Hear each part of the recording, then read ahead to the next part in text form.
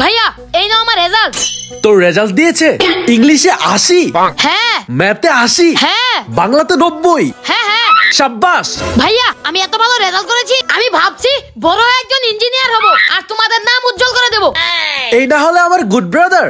দেখি কি তুই ইংলিশে 80 পাইছ, বাংলাতেও 80, ম্যাথে 90? কিরে তুই ওকে মারতেছিস কেন? মারবো না? আমাদের খানদানে কি কেউ কখনো 80 পাইছে? পুরা খানদানে পাইনি দেখি কি ও পাবে না? ও তো কত ভালো মার্কস পেয়েছে দেখ। ভাইয়া ও নিশ্চয়ই 8 এর পরে শূন্য লাগিয়ে 80 বানিয়েছে। আরে না, আমার ভাইটা অনেক ভালো স্টুডেন্ট, জীবনেও এরকম কাজ করবে না। বিপ্লব তোর কি রেজাল্ট দিয়েছি ক্লাস 7 এর? বুঝিস না। ক্লাস 7 এর রেজাল্ট মানে?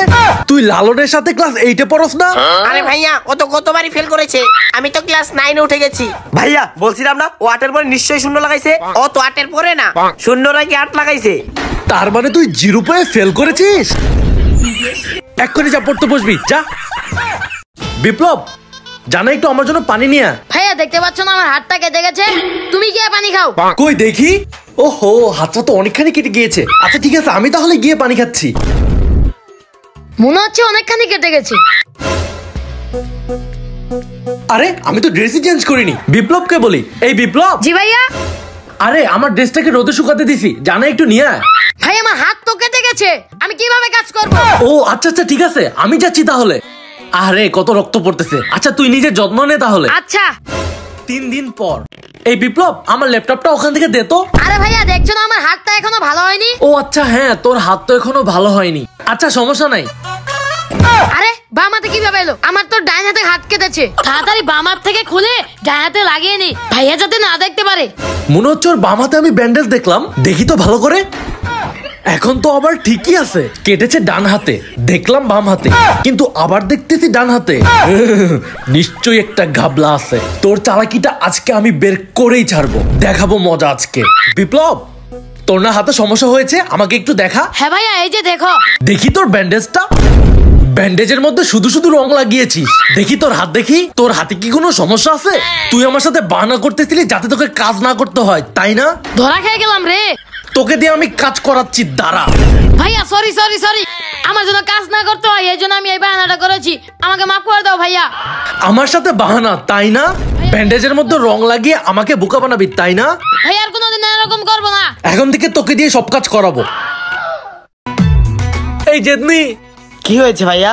আরে আর বলিস না, আমার যে আইফোনটা ছিল না, ওটা সকাল থেকে খুঁজে পাচ্ছি না, মনে হচ্ছে হারিয়ে ফেলেছি। আল্লাহ ভাইয়া তুমি এটা কি করছো? বাবা এসে দেখলে তো খবর করে ফেলবে।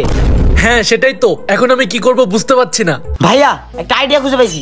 কি আইডিয়া তাড়াতাড়ি বল। আমাদের ঘরে যতগুলা জিনিস আছে সব বিক্রি করে দেবো। বিক্রি করে কি হবে? আগে বিক্রিটা করো না। আচ্ছা ঠিক আছে, চল কাজে লেগে যাই তাহলে। আমরা প্রথমে ল্যাপটপটা বিক্রি করে দিই। ল্যাপটপ বিক্রি করে দিছি, এখন পরেরটা। ভাইয়া চলো এই ফোন দুটো বিক্রি করে দেই। আচ্ছা চল, এটাও শেষ, আরো বাকি যা আছে সব বিক্রি করে দিব আজকে। এইটাও এইটাও এইটাও এইটাও এইটাও এইটাও এইটাও। ভাইয়া এইটাও বিক্রি করে দেবো। সব বিক্রি করা শেষ। রুমে সবকিছু তো বিক্রি করে দিলাম, কিন্তু লাভটা কি হলো আমাদের? আরে গুড আইডিয়া। হ্যাঁ আসলে গুড আইডিয়া। কিরে রুমের সব জিনিস কই? এই যেদিন আহি তোরা কই গেলি? জি বাবা। কিরে রুমের জিনিসপত্র গুলো কি করছস? বাবা আজকে আমাদের বাসায় চোর ঢুকেছিল, চোরে সবকিছু নিয়ে চলে গেছে। হ্যাঁ বাবা, আমার আইফোনটাও নিয়ে গেছে। আরে তোর আইফোন তো ঠিক করতে দিয়েছিলি সকালে, এই দেখ তোর আইফোন। নে তোর আইফোন নে। আজকে তো আমার 12টা বাজবে। পাজি তোর বুদ্ধি কেন যে শুনতে গেলাম। হাই হাই রে, বাসার সবকিছু চুরি নিয়ে গেল রে। সবকিছু ঠিকঠাকই ছিল, শুধুমাত্র ছোটটার জন্য। এটাই তোর গুড আইডিয়া, তাই না? এটাই তোর গুড আইডিয়া। সবকিছু বিক্রি করে যে এই নতুন আরো একটা আইফোন কিনলাম, এখন এটার কি হবে? ভাইয়া সরি আমার আইডিয়াটা ভুল হয়ে গিয়েছে।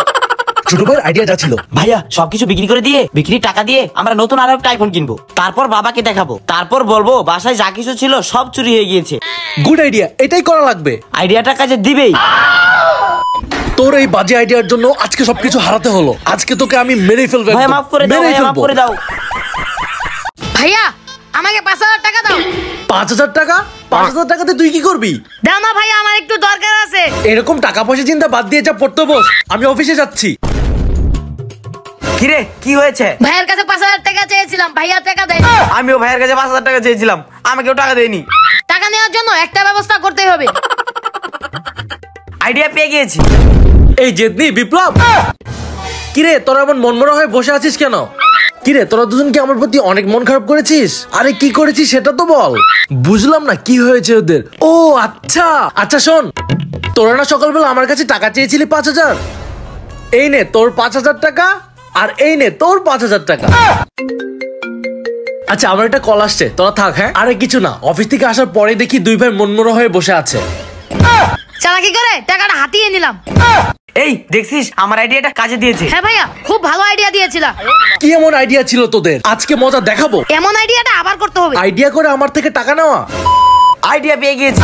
কি আইডিয়া? কি আইডিয়া? ভাই অফিস থেকে আসলে চুপচাপ বসে থাকবি, একটা কথাও বলবি না। কেন ভাইয়া কেন?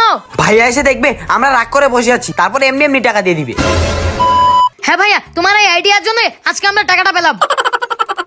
বিপ্লব জেদনি, তোরা আমাকে ঠকিয়ে এভাবে টাকা নিলি, তোদের তো আজকে খবর করবই।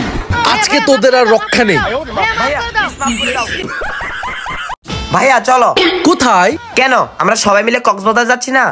আমরা সবাই মিলে যাচ্ছি না তো, আমরা তো দুজন যাচ্ছি, দুইজন। তোমাকে এই পুরো ঘর সামলানোর দায়িত্ব দিয়ে গেলাম ভাইয়া, আর আমরা যাচ্ছি। হ্যাঁ হ্যাঁ চল। দাঁড়াও মজা দেখাচ্ছি। হ্যালো। আরে দাঁড়া, একটা কল আসছে। আম্মু কল দিছে। হ্যাঁ মা। ছোটটাকে নাকি ট্যুরে যাচ্ছিস, ট্যুর ক্যান্সেল। আচ্ছা আচ্ছা ঠিক আছে, চল ঘরে যেতে হবে আমাদের। কেন ভাইয়া কি হয়েছে? ভিতরের ছোটটা আম্মুকে সব বলে দিছে, চল। দেখ মজাটাই শেষ হয়ে গেল। ভাইয়া ফ্রিজের মধ্যে খাবার আছে, খেয়ে নাও। আমি এখন পিৎজা বানিয়ে খাবো। ওর সাথে মোটেও কথা বলবি না। পিৎজা খাওয়াবে বলে যে ওর কাছে যাওয়া লাগবে, এটা কিন্তু ভুলেও করবি না। ভাইয়া আমি তো শুরু থেকেই তোমার পক্ষে, বড় ভাইয়াই তো আমাকে ভুলভাল বুঝাচ্ছিল। আচ্ছা অনেক হয়েছে, এবার চল। আমিও তোদের মজা দেখাচ্ছি। আচ্ছা শোন, বাড়িতে আম্মু সব জেনে গিয়েছে যে আমরা অনেক ঝগড়া করি। আমাদের আর ঝগড়া করা যাবে না, না হলে আম্মু বাড়িতে আমাদেরকে নিয়ে চলে যাবে। আমরা হচ্ছে 3 ভাই। আমরা 3 ভাই মিলেমিশে থাকতে চাই। দাঁড়াও, মিলেমিশে থাকা বের করতেছি। তোমাদেরকে তাড়িয়ে সব টাকা আমি নিয়ে নেব। এমন পিএসগি লাগাবো আম্মুর কাছে।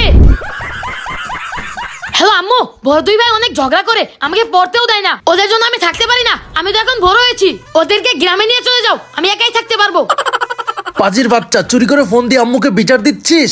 বড় দুই ভাইকে নিয়ে তাড়াতাড়ি চলে যাও। কে কাকে নিয়ে যায় দেখাবো মজা। আমার আর সহ্য হচ্ছে না।